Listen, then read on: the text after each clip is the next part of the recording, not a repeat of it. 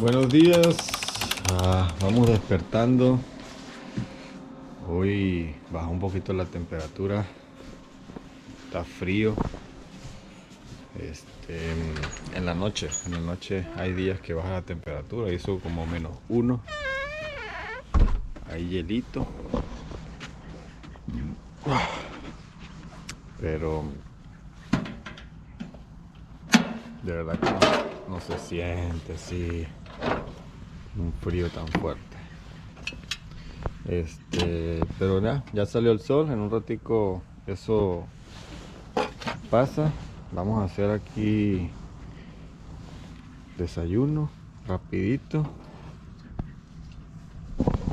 Hoy vamos a ir a otra pista que queda aquí cerca, arena también, más profunda que aquí. Y vamos a estar entrenando con Kevin y Carlos. Vamos a hacer todo lo posible por montar, porque no tengo muchas ganas de montar. Estoy reventado. Estoy reventado de verdad. Pero bueno, vamos a hacer la simulación de todo para ver si el cuerpo calienta. Y vamos al gimnasio un ratico y nos da más ánimo.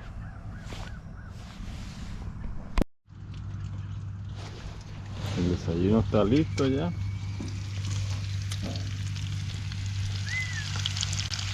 Huevito y tocineta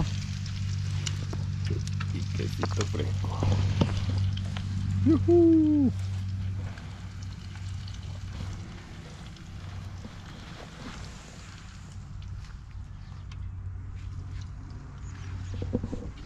El Cross salió a danzar.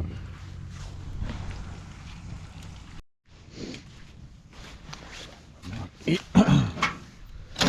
llegando al gym, un poco oscuro, echar una calentadita, tiramientos más que todo. No vamos a hacer ejercicio.